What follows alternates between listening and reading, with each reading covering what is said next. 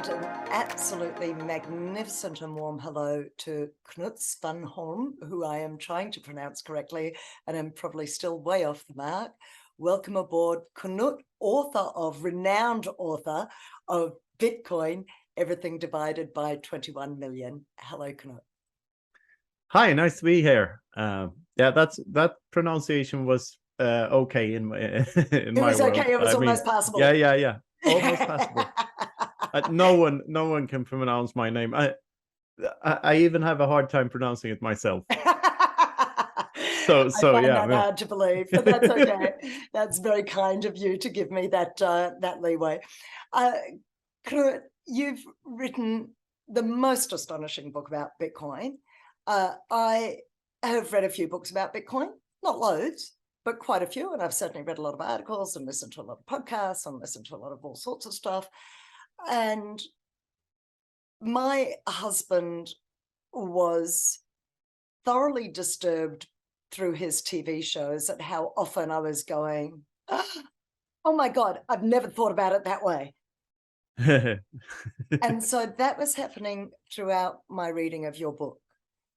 You blew my mind. You completely twisted my brain to think about Bitcoin in ways that were really deep and really philosophical. And I understand that there's a lot of kind of philosophy around this space, but there was something particularly beautiful about the way that you write about it. So my opening question to you is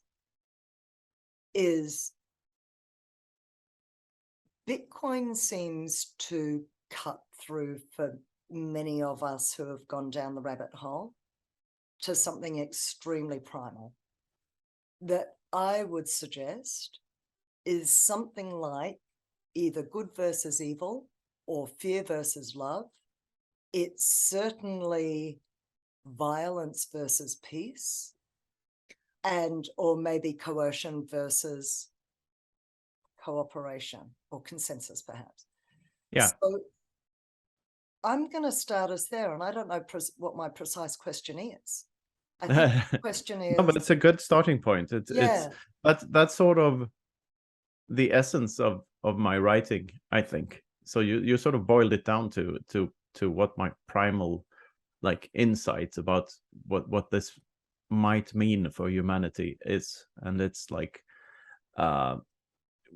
heading towards more peaceful interactions and fewer violent interactions.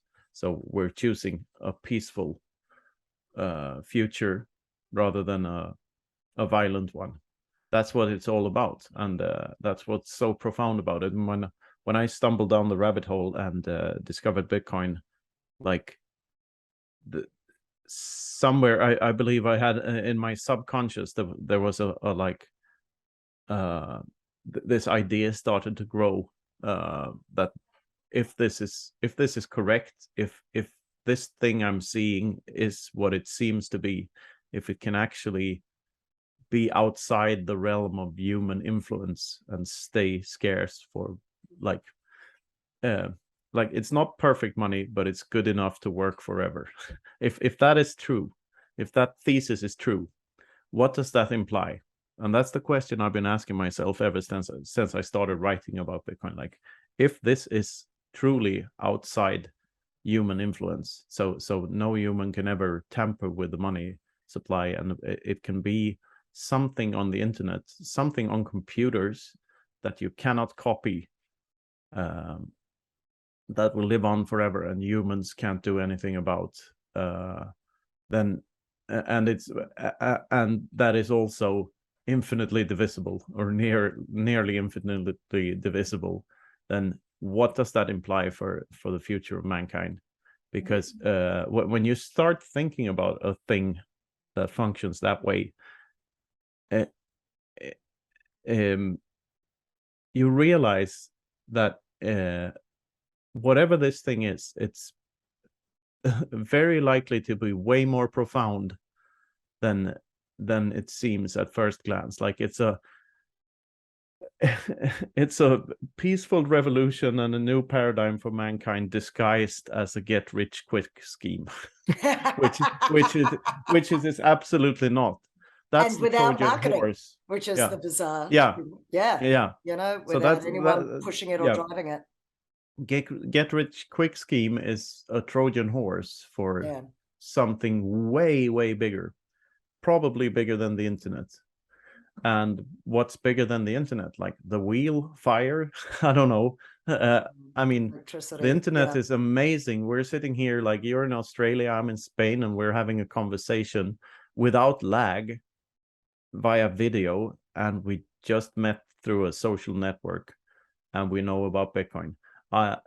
Those three things alone make me very optimistic about the future, because it means human beings can do stuff without third-party interference and without censorship and without, you know, coercive means of someone taking a piece of the pie at all times, and someone stealing via taxes and inflation at all times. That, like, we do not have to do that anymore. We could choose voluntarily to interact peacefully instead. And that's the beauty of Bitcoin. Absolutely. And that's certainly what's completely captured me about it as well. And I would say most, you know, many, if not all Bitcoiners are in it for roughly the same reasons. I'm gonna ask a couple of questions, obviously. I'm gonna start with, for people who may be new to this. Yeah. If you have only ever heard of the get rich quick scheme of this side of things, or the imagined get rich quick scheme, explain why Bitcoin creates greater peace and cooperation. Oh, that's a big one. I know. That's the rest of it. First, for the newcomers, the first thing they have to realize is that this is a discovery and not an invention, so it cannot be replicated.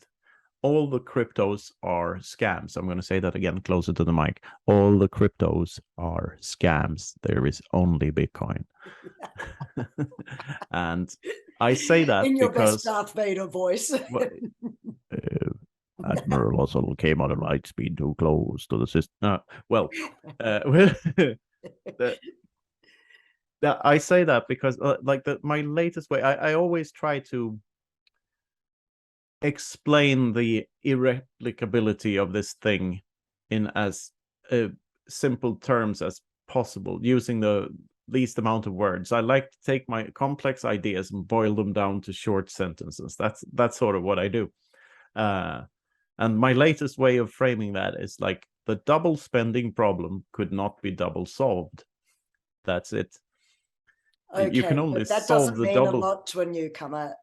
A newcomer wouldn't understand probably what you mean by the double spending problem, let alone the double solve aspect of it. No, but the words are sort of self-explanatory, aren't they? Like, there's a double spending problem in computer money, if you can call it, even call it money, because Bitcoin is not money. It's just mathematics and language and code. That's all it is. So it's not really money. We frame it as money because it comes with like the side effects of functionality that makes it a very good money. And like the people behind the project called it money, and that's what they set out to do. They tried to replicate the properties of gold and make it private at the same time, and so on. But at its core, it's not really money. It's just an equation or a couple of equations. And it's a way for us to interact with clever mathematics in order to shield ourselves from violent behavior from third parties. And we can choose to interact this way instead, and thereby we unlock something within us that was there all the time, but we didn't know how to access. That's how I view it this time. But the double spending problem, it is what it sounds like it is. Like, every other type of money on the internet could be double spent, since you can copy and paste, Control V, Control C, Control C, Control V. I don't know what it is on Apple computers. It's like CMD or whatever that button is called. But you can copy everything on a computer. It's just ones and zeros. And here comes this thing that you cannot copy. And trying to create a copy of something you cannot copy is a copy in itself. So it makes absolutely no sense. It's counterproductive at best, but probably a scam. So that's what I mean by the double spending problem.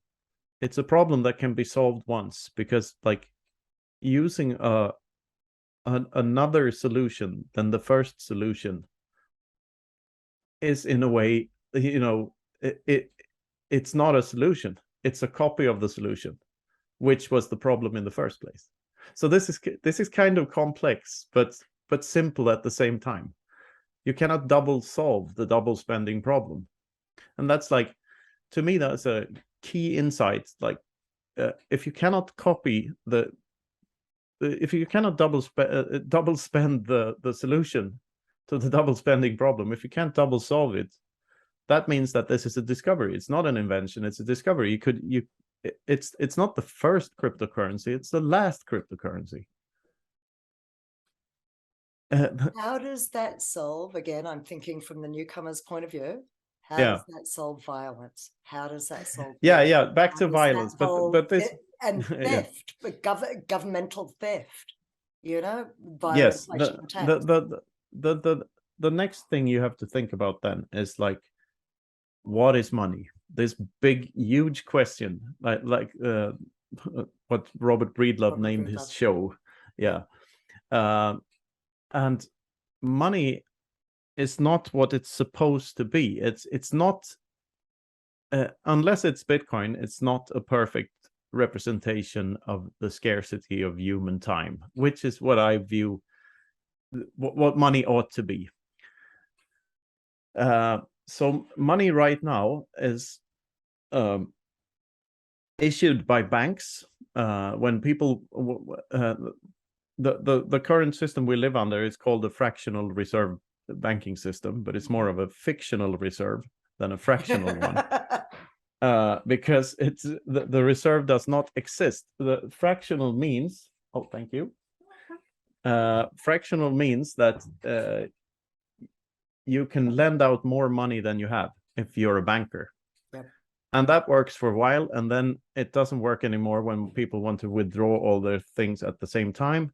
And then there's a bank run and the bank goes bankrupt. But nowadays that doesn't happen, because there's a central bank that is like an Uber bank that can bail out everyone else, and it goes on over and over again. And what it effectively is like, if you have 2% inflation, 2% of all of your money is being stolen at all times. Like every transaction you make, you get 2% of that gets stolen. But the inflation is not 2%. They say that it is, but it's way closer to 20%. If you look at the numbers, because what inflation really is, it is the increased money supply. That's the inflation rate. CPI, measuring, the value of certain goods and everyday items, is a very dishonest metric, because it doesn't take into account where the money actually ends up, which is in properties and in stocks and bonds and fine art and such. So those things should be in that bag too, to reflect the entire thing. But there's an easier way to calculate inflation, and it's just to admit to yourself that it's the increase in money supply is inflation. Like if we have a hippie collective together, just you and me, and we have 10 tokens to trade with one another, and all of a sudden that increases to 20 tokens, that doesn't add anything to the overall economy at all. It just makes everything cost the double amount of tokens at a certain point, probably with some form of lag that will benefit the one of us that is closer to the monetary spigot, so to speak. So if I counterfeit 10 more tokens, then I'll get the benefit of being richer than you. and then I'll have to use the money and for goods and services and so on and so forth. But this is the thing, like every other type of money that ever existed could be and have been manipulated by the issuer. This is also why gold functioned as money for a long time, and why we had a gold standard, because gold was not easy to manipulate. Gold was very expensive to extract from the Earth's crust. And when the price of gold went up, the people allocated more resources to extracting more gold. And they found more gold, and hence the price went down again. But with gold, there's the existing stockpile is very large compared to the inflow of new gold onto the market, which is called the stock to flow ratio. And commodities that have a huge stock in comparison to a small flow are not that price sensitive. So that means that the production of new gold doesn't increase that much just because the price of gold goes up.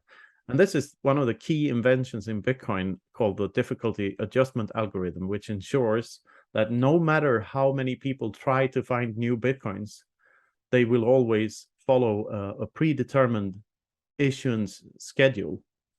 And there's a certain reward of a specific amount of Bitcoins every 10 minutes, which in itself halves every 4 years. Bitcoiners know how this works, but that's the thing with it. Like, no matter how few or how many miners that come online, the issuance rate stays the same. And this is crucial to the functionality of Bitcoin. But back to your original question. Yeah, down the line, if someone is stealing your time and effort, someone is stealing your money at all times. And this is I've only been talking about inflation so far, but there's also taxes. Like, if you don't pay your taxes, somewhere down the line, there's a man with a gun coming to your home and trying to take you away. Yep. So that's the violence. Violence backs all of government actions. I mean, if you have 10,000 people in a room and 9,999 of them vote for beating up the 10,000th one, that's still not an ethical thing to do. Yeah. So this is one of the flaws of democracy, is like a popularity contest every 4 years does not make theft more moral or more ethical. And now but every one of us, every single one of us, grew up in democracies. We're led to believe that it's the most natural thing in the world to, like, nothing's certain except death and taxes, the expression goes. But now we have a third thing. We have Bitcoin. Yeah. And which turns all of that on its head, because maybe we don't have to interact. Maybe we don't have to do stuff this way anymore. Maybe there's another way.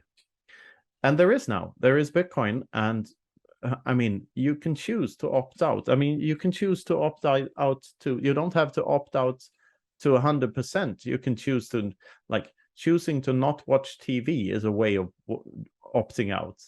But now Bitcoin is the logical next step in that. If you want to rid yourself of, like, infected thoughts from the brainwashing machine and start thinking for yourself, you need to rid yourself of all appeals to authority and see that, like, this isn't a school, this is like a kidnapping institution where they take our kids for 12 years, like 6 hours a day for 8 years, or 12 years. It's not that's not a school, it's indoctrination. And that's not news, that's propaganda. That's not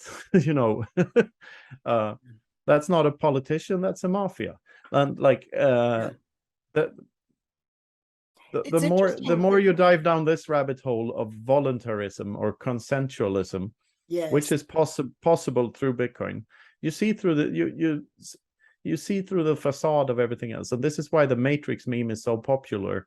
Like in the Matrix, Neo gets to choose from a blue and a red pill, and he takes the red pill and wakes up in the Matrix and sees things for what they truly are, and that we're being used by some higher power. And Bitcoin is the orange pill, which you take and you wake up and you see everything for what it is. And like, oh shit, there's violence and coercion everywhere. We could rid ourselves of this, but we don't dare to, because we all suffer from Stockholm syndrome. Like that's the problem. That's the main problem behind everything. And there's one issue that no one ever talks about on the TV, and that's central banks and inflation. They're the main cause of every fucking problem we have in every society. They're the without central banks, you couldn't fund wars.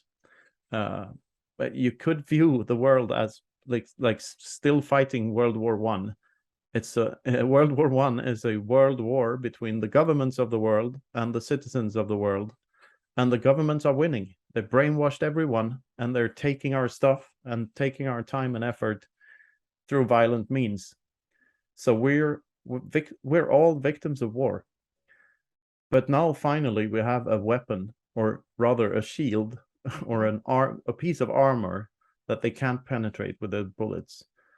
When you cannot know how much another person owns, and you cannot take it by force, there's no other way of enriching yourself from interacting with that person than to provide something of value back. And that's the true beauty of Bitcoin. And that's true on every level of society for Bitcoin. Theft is now not as profitable as it used to be, because the person you're taking from might be 10 times richer than you think. And just being nice to him or her would probably be more profitable than trying to steal their stuff. Because even if you get their Bitcoins, how do you know you got all of them? Maybe you just got a tiny 0.1% of their total stack. You cannot know that anymore. You cannot know it of anyone. Like, people might be insanely rich, and just being nice to them might be a very good idea. That's the world we live in now, because Bitcoin exists. So that's why it removes violence from the equation over this is over, if you zoom out over probably a couple of 100 years. But it's a very warming thought for like that my children will probably, and my grandchildren, if I ever have grandchildren, they will grow up in a world where violence isn't as profitable as it used to be. And that's very reassuring, because it's kind of bleak when you think about it, when you see the world for what it is. And with I mean, right now there's a ton of stuff to worry about. There's not a lack of things to worry about anywhere in the world, like Putin and nuclear bombs and whatever climate change is or means, and like all of these things. Well, they can't. If you can't manipulate the money, we will eventually end up in a more truthful society. I'm absolutely 100% sure of that. Okay, so let me dig down on that and let's go a little deeper, because unpack it a bit. Let's unpack it. Isn't that the phrase? So my immediately presenting question on that is that human beings, from an evolutionary point of view, if we go back to our fundamental Neanderthal natures, pre-money. Yeah. Let me just add that we're less than 5% Neanderthal, but go on. Oh, really? Okay. Yeah. That's a new piece of information. So what I guess I'm wondering is, isn't violence a function of human nature rather than a corrupt monetary system? It goes deeper than that. It's a function of all nature. Yes, it's not just human Absolutely. Nature. I mean, the bigger fish eats the smaller fish. That's always been the case. Even in the plant kingdom. So the plants are fighting for light and water and nutrients. Absolutely. Absolutely. That's what every organism has done since the amoeba and upwards, like even singular cells, like the biggest one won. Yes. But that's also where humans differ from other animals, because we can act upon Yeah, if free will exists, which I think it does, but I have no proof that it exists. The universe might be deterministic. Since entropy exists, it doesn't have to be deterministic, and therefore free will might exist. This is a deep sidetrack thing. I don't think those are the only two choices. If the universe free is will determined, or determinism. No, there might be. We might not have free will, and the universe might also not be deterministic. That's another choice. But if it is deterministic, then free will can't exist. Yeah, of course. Yeah, sure. Yes. So, but if we the debate about free will is pointless from a like if we ought to do something about something and we have no free will, then we can't do anything about anything. Sure. So if we're going to have discussions, we need to assume free will. Yep. So that's out of the way now.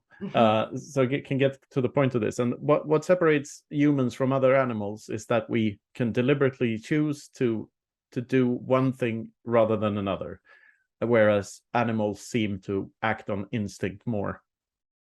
Yeah. And this is what is called human action.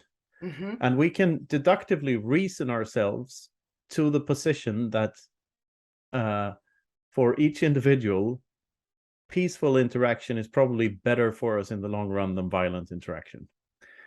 And this is, to me, this is what civilization is. That doing things voluntarily or with consent is the civilized way of doing things, rather than the barbaric, bash each other over the head and take each other's women and go away somewhere. That's barbarism. And civilization is the opposite of that. That civilization is doing things voluntarily and peacefully. So if we want civilization to grow, and if we want to be more civilized, we need to go from violence to peace. And the way from violence to peace is through more and more voluntary interactions or consensual interactions, which is the better word, because I can, if you threaten me, I give you my cash, I do it voluntarily but not with consent. So there's a semantics there. But I've heard Breedlove talk about that. Yeah, but anyway, the way to do that, to remove our animalistic instincts to kill one another, that has to happen through removing the profitability from violence. And we can do that now because we can use, like, I don't need proof of army anymore. I have proof of work. But that's the Jason Lowery definition of that. But that's not the angle I use. I like to use that, the thing I said before about, if you cannot know how much another person owns and you cannot take it by force very easily, then the profit motive from being violent to the other person disappears. So this is the real revolution. That in itself is much more important than proof of work, in the sense of how Bitcoin removes violence from the equation, I believe. So that's where my thoughts differ from Jason's in that sense. I think that's the big, like, when you cannot know. Think about the problem I find with Jason's thesis is that surely at that big picture level, if we get away, so I'm with you with your theory, which is around the kind of, if we can call it the daily violence of government coercion, and but it's not only that, it's your highway robberman too, and the highway robberman too.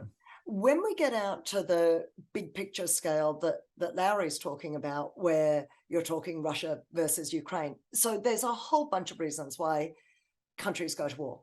Some of that is resources, and Bitcoin doesn't reduce the need for resources, whether that be oil, whether that be agriculture, water.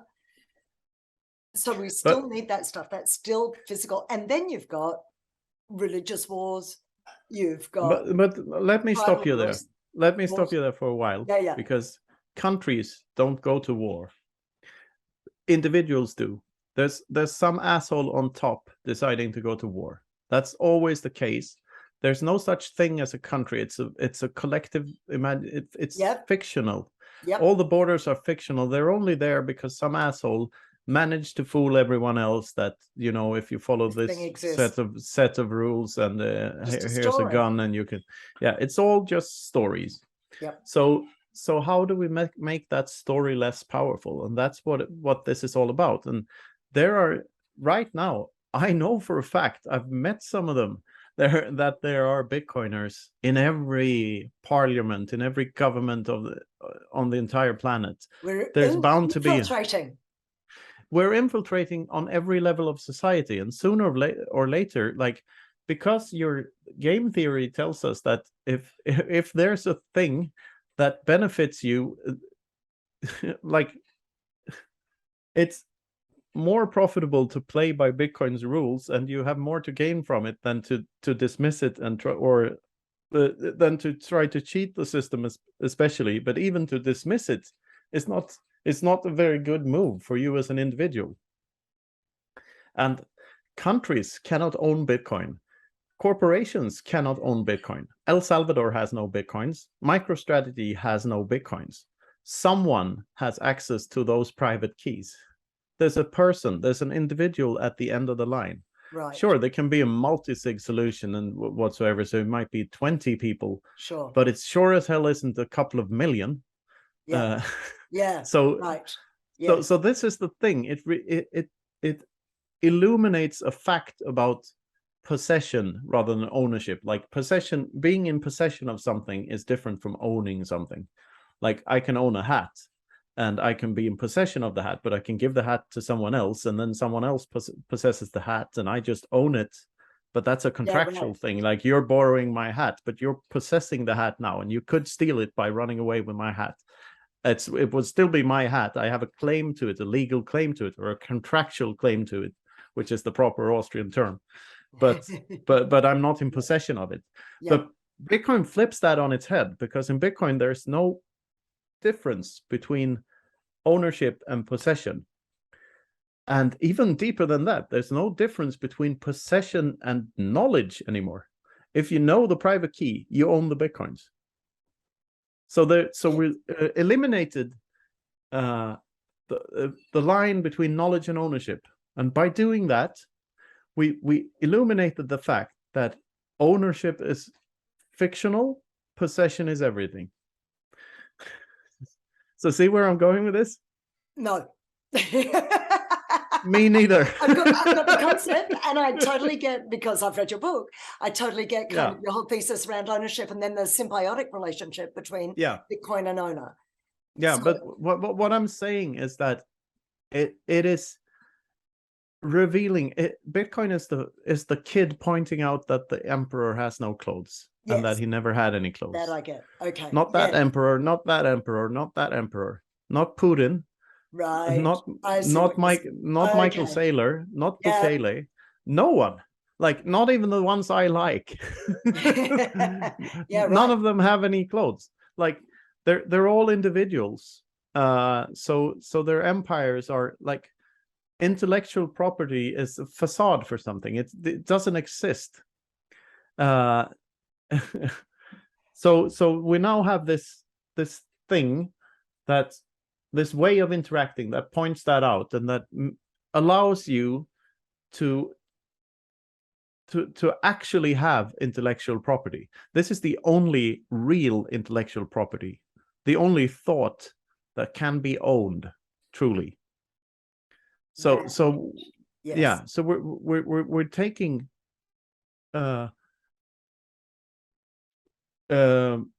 physical force, and we're putting it into the intellectual realm. So we don't need to be physical anymore when being violent, or we don't even need to be violent, because violence implies being physical. Like, you can't be violent if you can't be physical. Like, even though some social justice warriors claim that you can, like that, oh, your words are hurting me. No, they're not. Like, that's not violence. That's words. They cannot hurt you if you tackle them properly and see them for what they are. They are just, changes in air pressure around your ears. That's all words are. So it's all about framing. You can Yeah. you can think of everything. You need to frame it correctly. That's the thing, and that's how you get closer to the truth. And Bitcoin opens up so many doors and so many different ways of framing things. So it's like, yeah. Okay. I don't know where I'm going with this, but this is where But my head is at the moment. It doesn't matter. It doesn't matter. So I want to bring in the time aspect, which is the first chapter of your book. Yeah. And I want to get a vision. I want to get a picture. Are we being too utopian? What's your picture of the future and what people are doing with their time and how people are living their lives, like in a Bitcoin standard world? One of the things that probably had a huge impact on how I think about Bitcoin and why I found it and why I found it so profound is a thing my grandfather said, my father's father. I never met the guy because he died before I was born. But yeah, the quote is, that which you can do without, you own. Yeah. And I've been thinking about since the first time I've heard it, because I think it's so insightful. And so, like, if I don't crave the Lambo, I own all the Lambos in the world.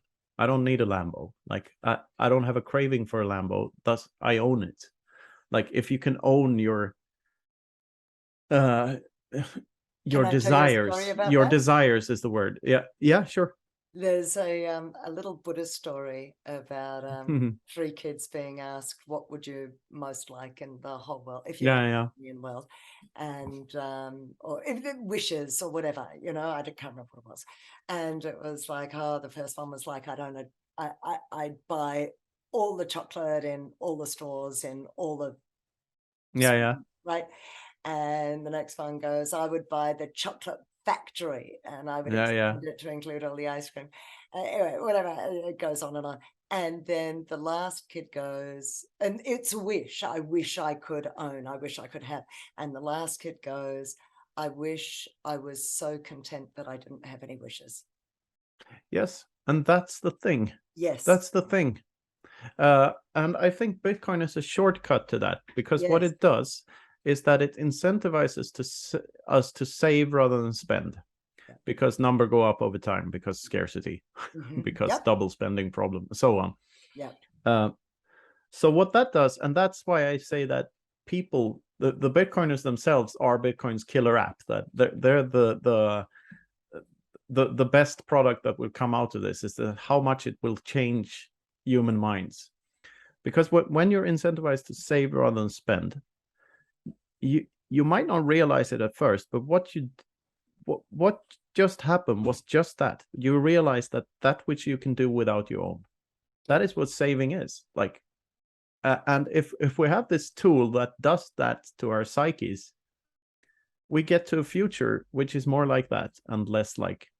So we get to a Buddhist Zen sort of future, rather than a Chinese toys all over the place in theme parks kind of future. Which is less wasteful and more closer to some essence of human existence, when we realize that all we have is our time. Like, that's the ultimate scarce resource. Like, if you were this is also in the book, as you know, like, if you were indestructible and immortal, you wouldn't have to act ever. You could always postpone every action till later. Yes, because you have had an unlimited amount of time, which is also which is also, by the way, why I think the idea of a life after death is so destructive, because it takes away something from the value of this scarce little time, this flickering light that we are. We're only here for such a short time, so we better do something. That, like, who said that? I think it's Henry Rollins who said, like, there is no free time, there is no spare time, there is only lifetime. Go. Like, it's harsh, but that's the reality. Life is not a rehearsal, it's the real fucking clown show. So you better do something with it while it happens. So it's very motivating, that whole first chapter of yours around time. I do have a slightly different take on it, because you implied that most people don't tend to think about, because we can't remember a past life. We tend to assume there isn't one, but many people think there's a future, whereas I'm probably the other way around. I do have a sense of past lives, and maybe because I'm around the Buddhist community a lot. Yeah. And therefore, and lots of people who have actually had quite direct experiences and very clear memories of their past lives. But I don't know that that has to take away from the immediacy and the power and the focus that you give this life. It just means that what you focus on might be slightly different. If I feel like there's going to be okay, let me unpack that for a bit. First of all, disclaimer, I think it's bullshit. Oh yeah. But if I argue from the perspective that there might be a chance that you are actually a product of past lives, as you say, or there's some form of reincarnation, in past tense, that would be finite, because the earth was formed at some point. So it's not forever as it would be in the future if you could live on forever. So it does not have the same impact. It's still scarce. It does not have the impact, like the thought of a before life is less destructive than the thought of an afterlife. That's what I'm trying to say. Okay. Yep. Because it doesn't take away from the now that you're actually experiencing at this moment. It doesn't steal anything from that. You can only impact your future life. So you still have the scarcity of your time here before your death here. Yeah. So it does not destroy morality the way the thought of an afterlife does, in my mind. Very cool. Okay. Yes, but let's come back to the thing from the chapter is that I think the point I'm trying to make is that the thought of an afterlife is much more common in religion than the thoughts of a life before the one you're living now. Agreed.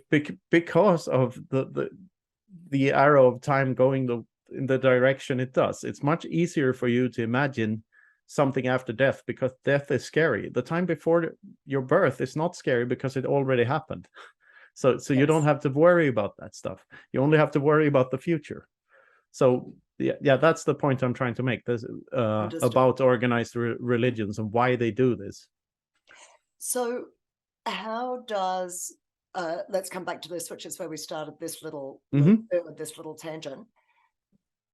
How does my life look different in a Bitcoin standard world? How does it look different for the average person? Yeah. A post-hyper Bitcoinized world, is the term, because the word Bitcoin standard, while I love the book and I love Saifedean and his contributions to the space, I don't like the term Bitcoin standard, because standard implies that it's somewhat involuntary. It's not something you chose by your own. Okay. Yeah. Maybe this is just, attention seeking. I don't know, but I have a slight I'm not entirely a slight aversion to the word Bitcoin standard. But when you hyper Bitcoinize yourself, because I think hyper Bitcoinization is, one, a personal thing, and two, it doesn't have an end point. So because I think, like, even when everyone in the world is on a Bitcoin standard, there's still more work to be done. You can still get closer to that, which you can do without your own. Like, you can still remove transactions from your life altogether and remove the need for money. And that's what I think it'll do. Like, since I started my Bitcoin author's career, I've received countless amounts of help from other Bitcoiners, like animations, narrations, editing, proofreading, art, you name it, so much.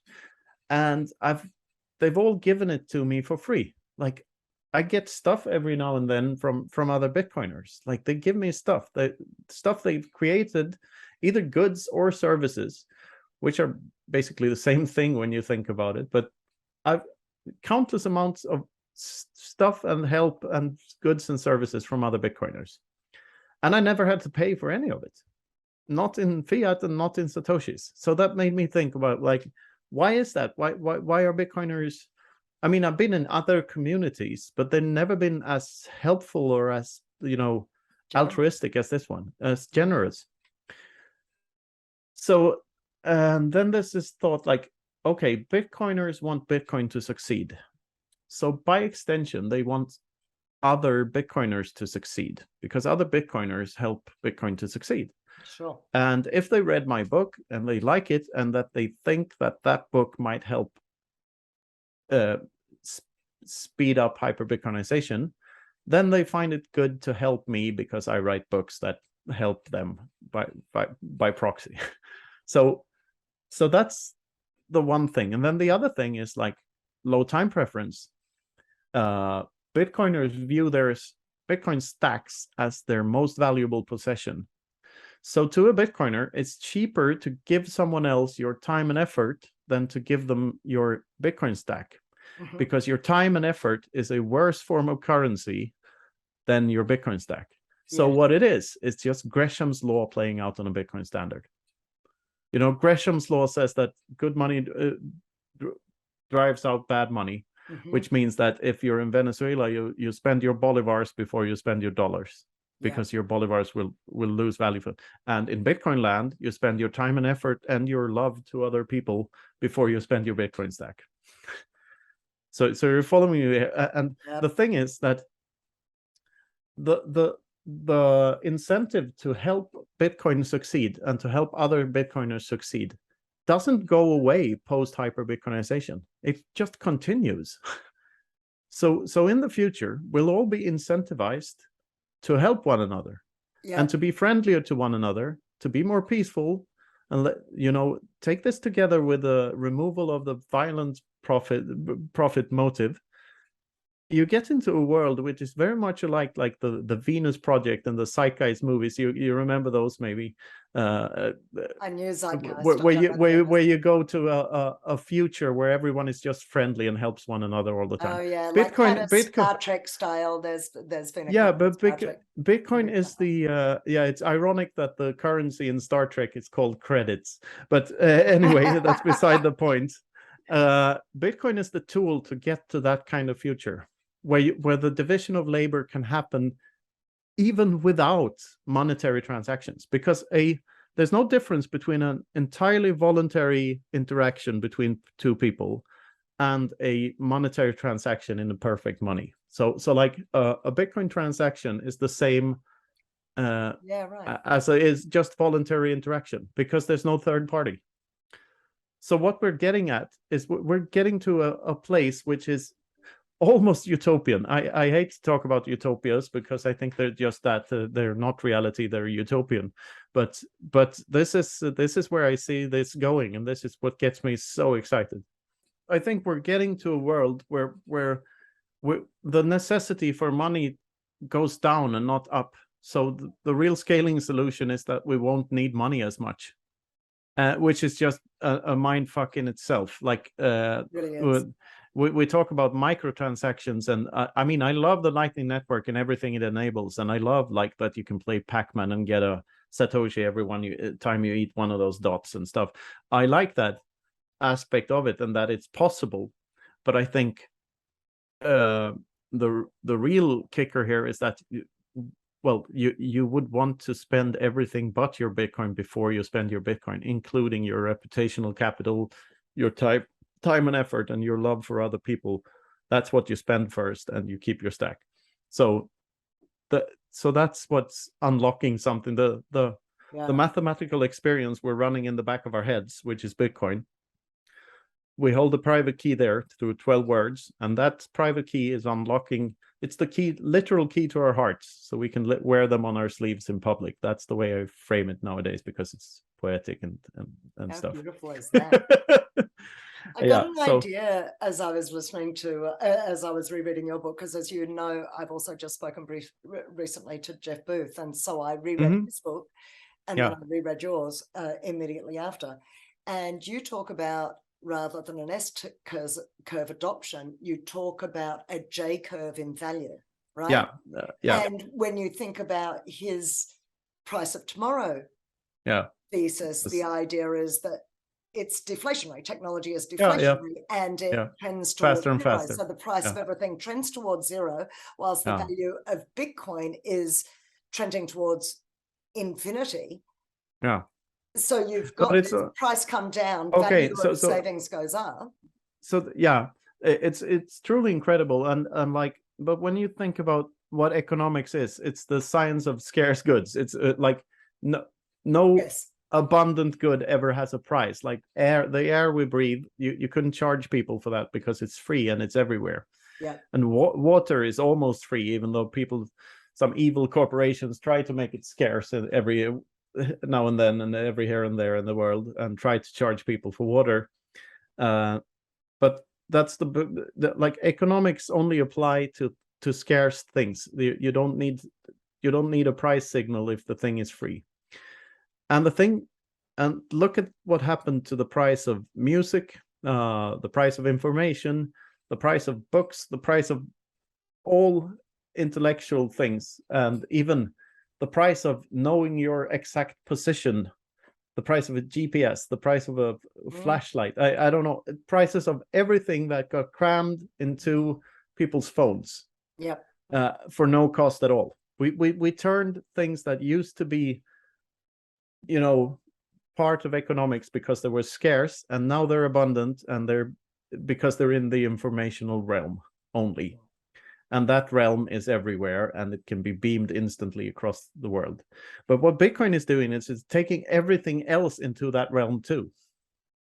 So all the physical things too. We will come to a world where everything is abundant and available to everyone at all times. This sounds utopian again, I know, but this is where the vector is heading if we embrace Bitcoin. So get into that world, but also into a world where people are sort of Buddhist and don't give a fuck about possessions at the same time. So these two, so you won't have material cravings, but should you at one time or another feel a craving for something material, it will be there at your disposal when you want it, when you need it, and you will also be incentivized to take care of it, rather than to throw it away and buy a new one next year, whatever it is, if it's a bike or a phone or whatever. So we're getting into this, a much more sustainable future, because that's the thing. The current system cannot be sustainable. It's designed to not be sustainable. It cannot be sustainable, since technology is deflationary at a faster and faster rate, and the only way to keep prices stable, which these assholes think is the most important thing, is to print money, to make the money printer run as fast as the deflation in technology. And faster. Which is extremely destructive, because all it does is that it removes power over their own lives from people, and funnels it into a very, very small elite, which eats the entire world. And it's like that already. And people tell me, like, but what about, how do you, Bitcoin is unfair because those who got in first got a lot, but the current system is it's so fucking unfair, because you don't even have a chance. You're like born into this system that automatically funnels your efforts into the hands of a tiny elite that own the entire fucking world. And that's what we need to get out of. And you won't get out of that by some wealth redistribution scheme. That just doesn't work. That's the problem. That's what we've been told works, and that's the thing that perpetuates this funneling of funds into the hands of the few. But in this utopian world where prices tend towards zero, and value of whatever you do have in the way of your sat stack increases, so it's a more cooperative world, it's a less violent world. Is that being a little bit optimistic about human beings and what we do if we've got spare time? Don't we, if we've got more time on our hands, many would, I imagine, become destructive for the sheer fun of being destructive? because they almost don't know how to handle that amount of time. Yeah, well, what's the alternative then? Well, yeah. Well, I don't think there is one, because I don't see how this system continues. It's not sustainable, like you say. It's to fall apart. Yeah, I hear what you're saying, and I admit that there's something. A lot of people have violence in their nature. Just look at like football fans or whatever. Like some people just want to be violent, and they're like, their evolution has led up to that. They're good at being violent. They're good at being in the armies and stuff. That's why they survived, because they managed to survive the fights. So, I mean, you may but imagine, like, if a violent person has his basic wants and needs satisfied, yes, is the likelihood that that person will be violent higher or lower than if he's starving and poor? Yeah. I mean, to me, that equation is, Bitcoin doesn't remove every problem instantly, and it's not a utopia, as I say. I'm just saying that this is a way to align the vectors to point to more positive outcomes for the future. It's not the solution to everything directly. It's the solution to everything indirectly. So yeah. I think that's true. And I have been thinking about it quite systematically recently. How does it potentially reduce or solve this problem? How does it potentially reduce or solve this problem? So the concept of Bitcoin fixes it. Well, does it? Yeah. Does it fix the, there's all sorts of, I'm not going to get into but wars you see online at the moment, with opinion wars, culture wars, all of that stuff. Does that change? Well, opinion wars are very much preferable to real wars. Yeah. And that's the thing that people always miss. They're like, oh, you were mean to me on the internet. Yeah, that's a good thing. that means you live in peaceful times. You didn't get bashed over the head with a fucking hammer. Like, you weren't shot. You were yelled at. Yes. Via text. Like, that's we have to, we humans always tend to forget the alternative cost, that there's an alternative cost to everything. Well, this was Steven Pinker's thing in Better Angels of Our Nature, wasn't it? Was that it's so much. I haven't read that one. I've read 2 other books by Pinker, but I haven't read that one. And but I think the Factfulness, who's one of your Swedish compatriots. Yeah, Rosling, and he's very much akin to Pinker in his optimistic views, and I like those optimistic insights. But what I think both those books are lacking is that they don't admit how much better things could be if we went even further in the free market direction, because like Rosling argues from the point of view of a doctor. He wants to save as many souls as possible, as fast as possible, like physically. Mm-hmm. That's his starting point. Yeah. Pinker is better in that sense, but I think that they both leave out inflation as a problem. Because they don't draw that conclusion, because they're not Bitcoiners, and to be fair to them, Bitcoin hadn't been around when they started writing most of their books, so you couldn't really blame them. They grew up in the world they did, and they had the framework they had. But I think nowadays, like, and that's what I think is so. Also, like, when other Bitcoiners talk about public intellectuals, they're either very hostile to them or they're dead fanboys. Like, a lot of Bitcoiners are Peterson fanboys, for instance. But I say, like, some of the fanboys are much better thinkers themselves than Peterson is. Like, so I think there's a like, even Bitcoiners also have all these biases and these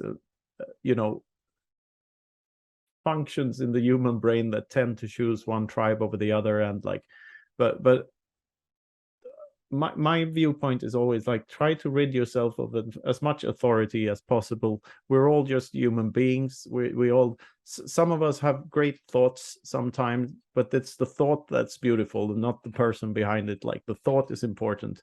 It's like when a fisherman catches a beautiful fish, the fish is beautiful, the fisherman is not. Like, you're just a thought machine in that sense. And if you're a public intellectual, so I don't like fanboyery in that sense, and I don't like how people bash like Richard Dawkins for being a statist cuck, which he is sometimes, and he's taking the side of the state. But he also turned the fucking coin. He also coined the term meme. Right. So like, which is kind of a big deal. Like, yeah. And kind of a very nice framing of how ideas propagate through human brains. So you can learn a lot from that guy if you choose to read his books. And this is ideas can come from your enemy and still be beautiful. Yeah. And Sam Harris is very good at that. He's very good he at is. taking like discussing the issue and being willing to acknowledge a good point made by someone who he traditionally doesn't identify with. Yeah, and Sam Harris is also unfairly hated from the Bitcoin community because of his statist positions, and I dislike those a lot. I even hate them. But I think Sam Harris is a good thinker anyway. I mean, he makes a lot of good arguments for a lot of other stuff. So yeah.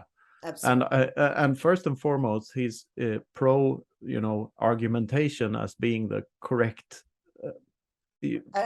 way of tackling problems. Yes, as it should be.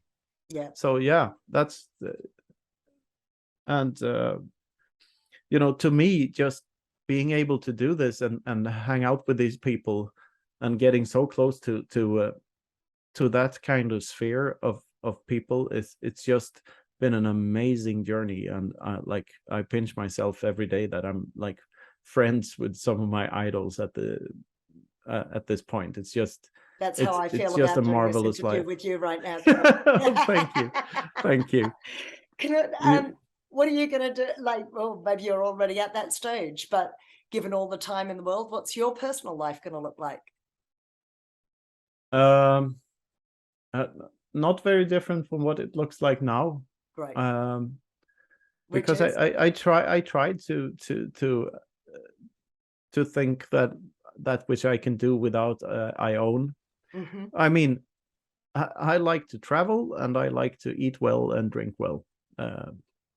So I like to enjoy life. But I don't have that many material cravings. I wouldn't buy a fancy car. I wouldn't buy a yacht. I wouldn't buy a house that was bigger than what I needed. I'd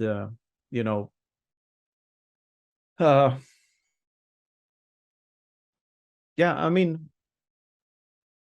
you can choose what kind of life you want to live to a much larger extent than you think. I mean, in Western democracies, I think we're addicted to our safety nets.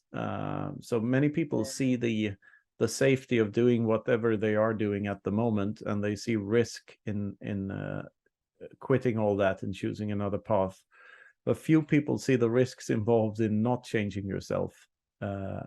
And yeah, I try not to be like that. I try to embrace life because I know I have one shot at this, and I'm gonna squeeze the most out of it while I can. And if I could choose what to do with my time, I would just, engage in intellectually challenging conversations for as much of the day as possible, have sex, and then eat well and go to bed.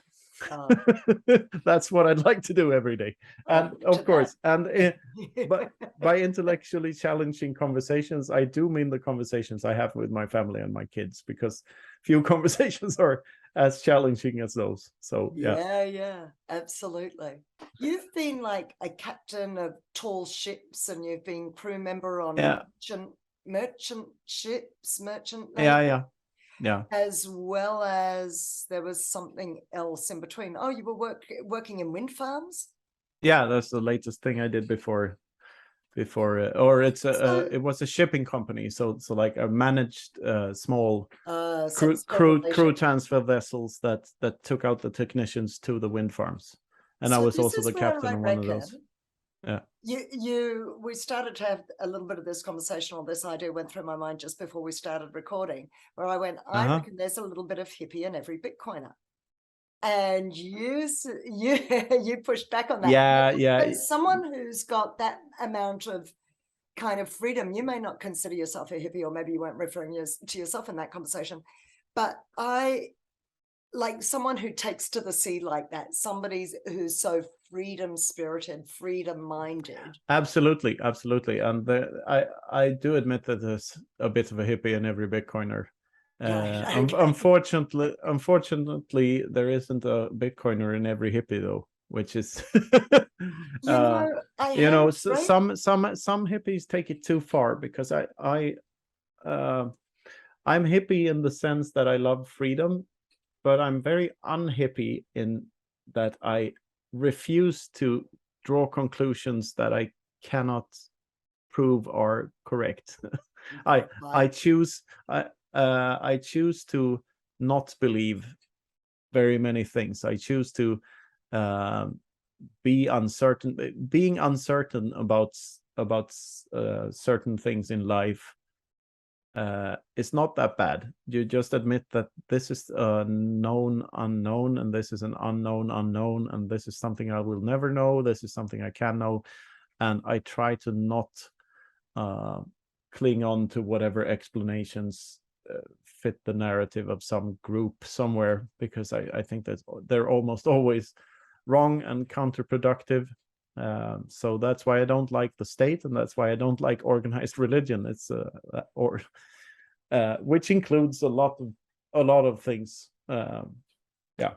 When I delve into the kind of values and the backgrounds of the Bitcoiners that I've interviewed so far, those ideas of curiosity and rebelliousness and kind of questioning and challenging seem to be themes through many. Were you born like that? Were you questioning from day one? Were you questioning your parents? Were you a difficult child to that extent? I don't think I was a very difficult child. I was a difficult teenager for sure. Right. I don't believe I was a difficult child though. Okay. But I was a hang on a minute type of child. Definitely. Yeah. Wait, but why? Yeah. And then in your teens, what happened in your teens?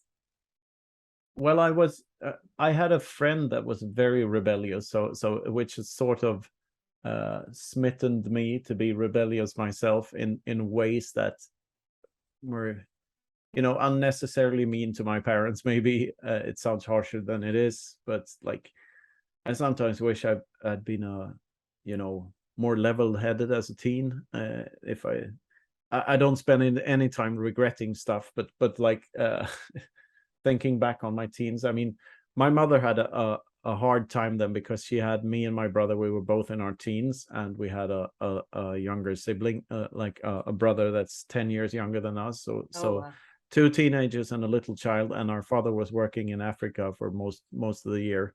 Oh wow! So he was away.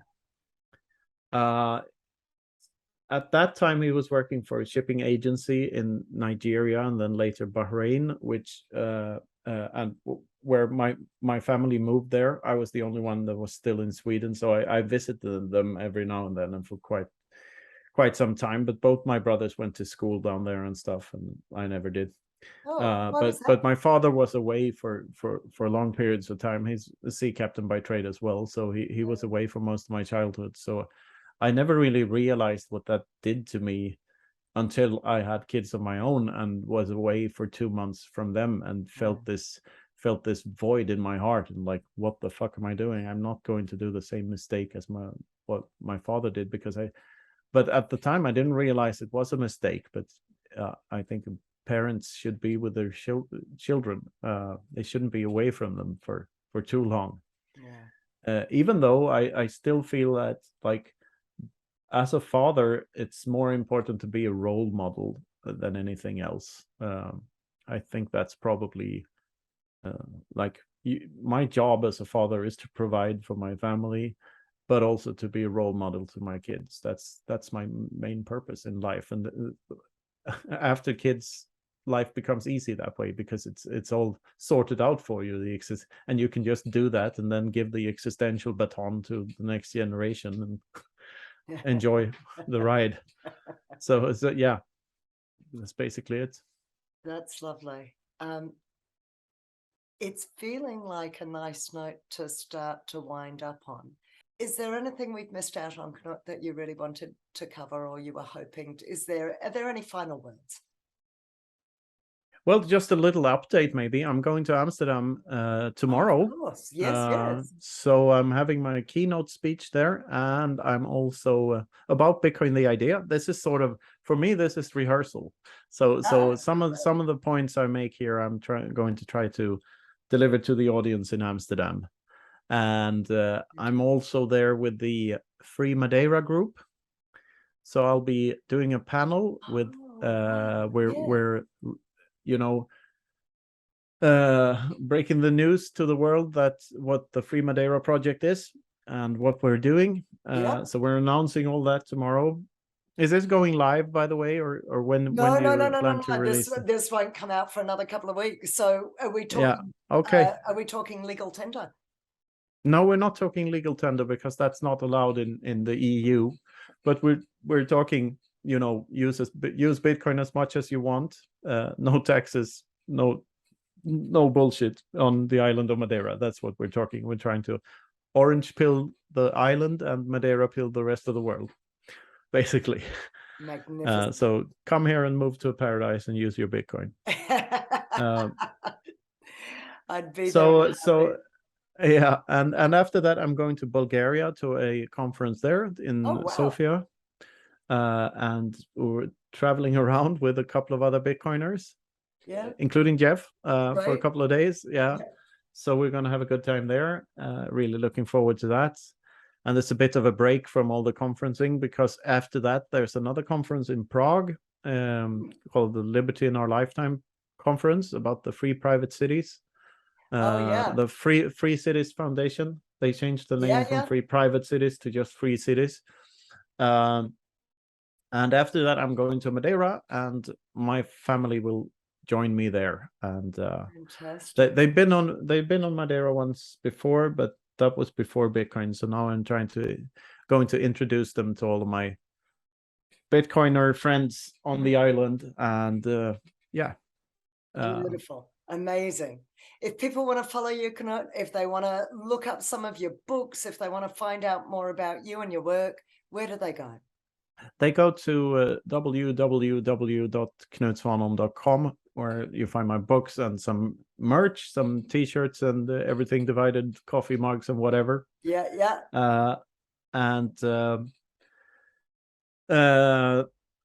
They can follow me on Twitter. I'm at Knut Svanholm on Twitter, and that's where most of my Bitcoin content is. I shit post a lot, and and I think it's not a crime. It's it's a good thing to shit post. So half of it is serious and half of it is not. So that's where I'm at. And feel free to reach out. Life's all about. Knut, DMs are open. Absolute pleasure and a delight. I'm so thrilled we got to have this conversation. Basically, I got into your book and it was like one of those moments of just going, wouldn't it be amazing to meet this guy and have a conversation with him? And here I am doing this, which is just awesome. Glad I could provide a conversation. Absolutely fantastic. Loved every minute of it. Thank you so much for taking the time. Thank you for your kind words. I look forward to the next exciting episode, the next book that you might get out. Yeah, see what that turns out to be. All right. And when. Well, my friend. Take care. Yeah, take care. Ciao. Bye.